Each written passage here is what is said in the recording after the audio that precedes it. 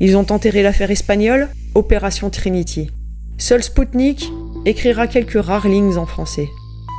2 Français à la tête de ce réseau, mettant en lumière plus d'1 million de fichiers pédos. Un réseau qui était en train, grâce au soutien des services sociaux espagnols leur procurant des jeunes garçons, de mettre en place des formules voyage tout compris pour le Maroc, où les petits garçons allaient être fournis avec le voyage, l'hôtel. À présent, il est l'heure de dévoiler notre enquête sur ce réseau. Nous avons cherché des médias, des policiers, des journalistes, prêts à nous seconder pour faire exploser l'information. Nul n'a répondu présent. Alors aujourd'hui, nous prenons ce risque, seuls et sans filet, et nous allons vous dévoiler ce que nous avons trouvé. Les réseaux ne doivent plus être protégés, et notre engagement dans ce combat nous impose de l'exposer, peu importe les risques. D'abord et brièvement, sachez que ce réseau opère depuis au moins 40 ans. Les têtes changent, certaines têtes tombent, mais le réseau prospère à travers le monde et en Europe depuis des décennies. Dans les années 80, un réseau tombe aux USA, mettant en lumière le plus gros trafic pédopornographique du pays à l'époque. Les contenus pédos proviennent d'Europe. Le réseau continue et tombe à nouveau dans les années 90. Le réseau de Valence. Les têtes changent et le réseau perdure. Pour retomber une énième fois en 2016.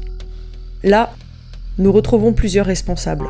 D'abord les secondaires, dans les noms de Miguel Aviles Fernandez, Martin Rafael Chanza Almudever, José Cardona Serra, Fernando Aguilera Garrido, Youssef En Nassiri, puis les dirigeants principaux dans les noms de Christian Arson et Jean-Luc H. Baker, souvent nommé Jean-Luc H.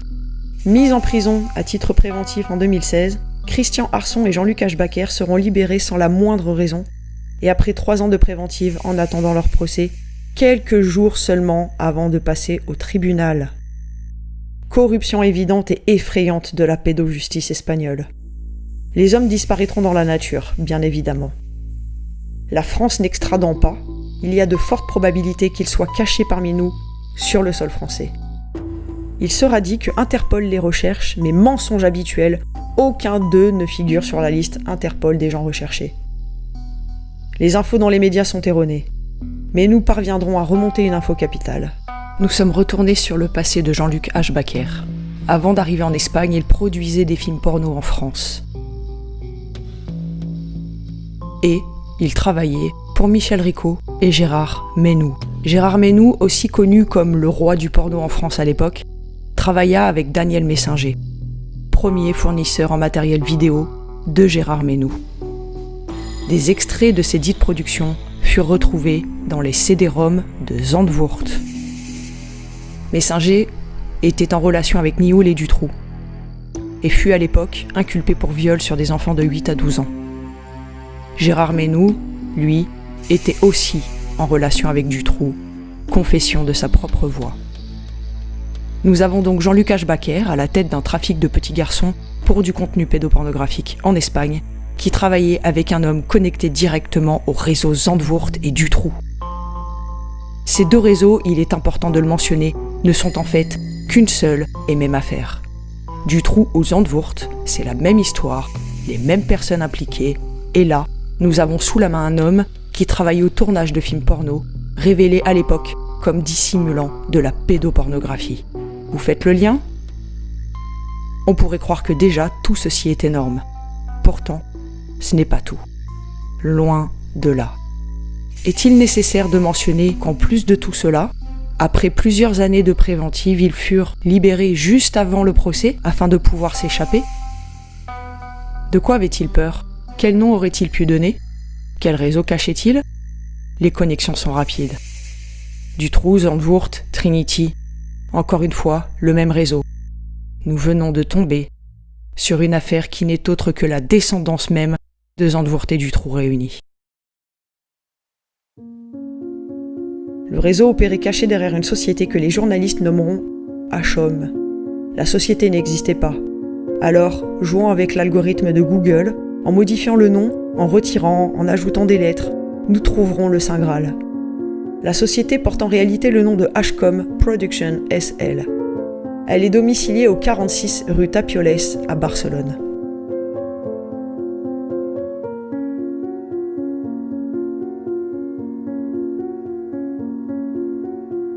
Sauf qu'à cette même adresse figure une seconde société portant le nom de Sale Adult Line Only SL.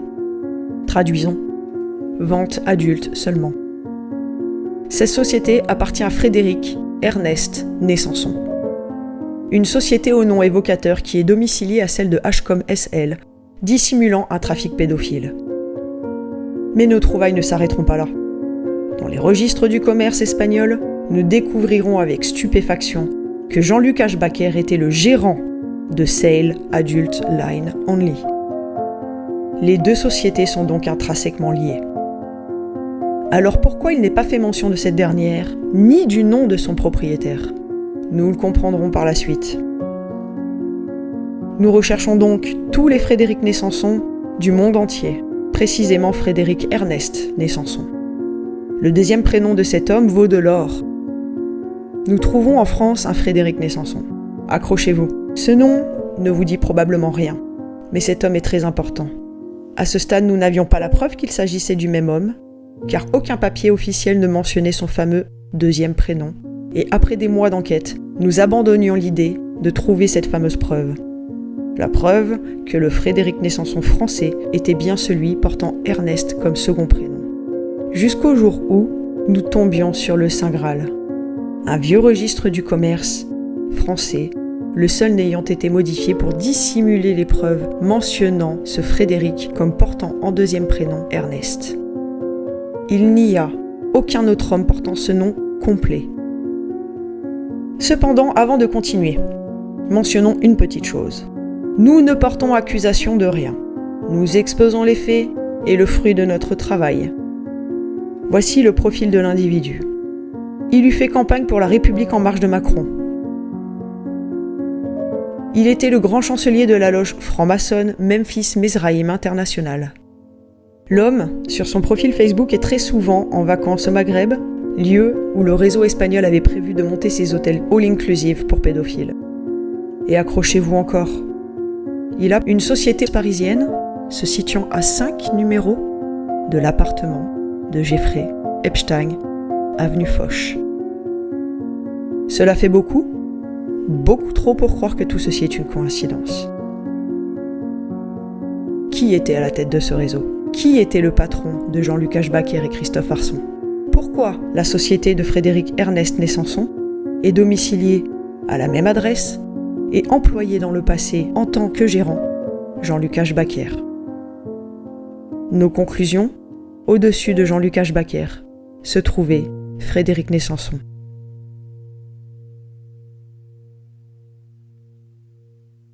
Rappelez-vous, ils ont enterré l'affaire Dutroux en Belgique, allant jusqu'à éliminer les témoins. 30 témoins assassinés, passés sous la coupe du suicide. Remplacement du juge qui semblait enclin à offrir la justice, menace de mort afin que son travail ne soit pas fait correctement. Les hauts profils accusés ne seront jamais investigués.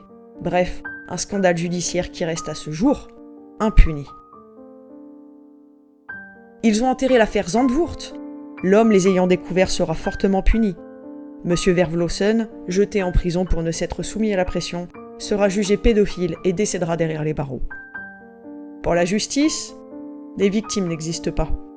Les parents français reconnaissant leurs enfants sur les CD-ROM recevront l'insulte que ce sont des sosies. La ministre Guigou mentira en plein direct durant le journal télévisé français, se disant prête à recevoir les CD-ROM pour les étudier, alors qu'elle les possédait depuis plus d'une année. Ils sont dans le CD-ROM que nous ne disposons pas. La justice a demandé, y compris aux journalistes qui peuvent posséder ce CD-ROM, de les communiquer à la justice. Tout le monde ment. Personne n'enquête. Le parquet de Paris, par l'intermédiaire du juge Yvon Talec, qui dira, et je cite, que la plupart des clichés pédopornographiques furent pris avec l'accord des enfants et des parents, que les photos sont vieilles, qu'il faut minimiser. Ils concluront tout cela avec Frédéric Malone, commissaire divisionnaire de la direction centrale de la police judiciaire qui, à l'époque, nous affirmera sans cligner de l'œil que les réseaux n'existent pas. Ils ont enterré l'affaire Ami de Lisa, usant d'un stratagème bien trop connu et si répétitif de l'incrimination des dénonciateurs. Ce n'est plus les réseaux qui tombent et les pédophiles qui sont jugés. Non. En France, ce sont les dénonciateurs et lanceurs d'alerte qui sont emprisonnés. Ils ont enterré l'affaire du Corral, où il est possible de retrouver toute la petite brochette pédophile de l'Élysée, Jacques Lang y compris. Monsieur Olindre, à l'époque, dénonçant que ce dernier eût sodomisé un jeune garçon handicapé, la tête dans un seau de merde, jusqu'à ce que mort s'ensuive. Ils ont enterré l'affaire d'Outreau, blanchissant tous les accusés, omettant de parler du réseau similaire qui s'opérait à 2 immeubles de là, et ne préciseront jamais que certains sont retombés pour des faits similaires. Étrange pour de soi-disant innocents.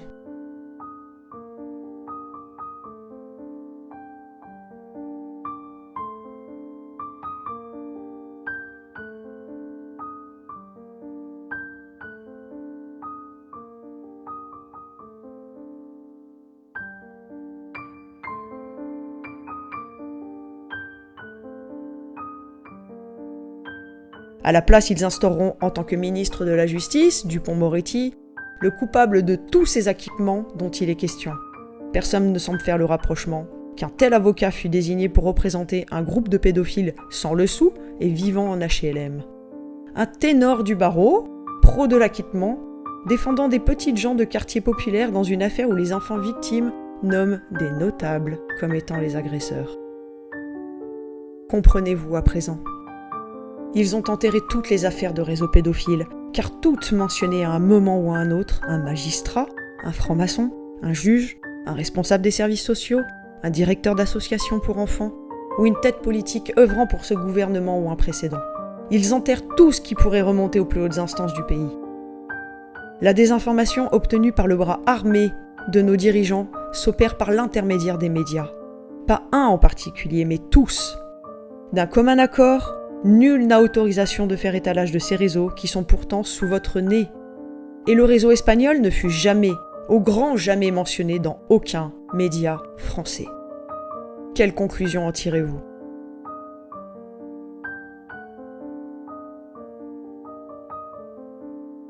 Nous sommes allés à la rencontre de ceux qui, sur différents plans, à leur manière, tentent de lutter contre toute cette gangrène mise en place depuis des décennies, avec le consentement ou la passivité de la population. Ils sont activistes, youtubeurs, lanceurs d'alerte, rappeurs, psychologues, écrivains, et tous ont un point commun, l'envie de lutter contre ces réseaux pédophiles. Nous ne pardonnons pas, bande de sales pédophiles. Nous ne vous oublions pas, bande de sales pédophiles.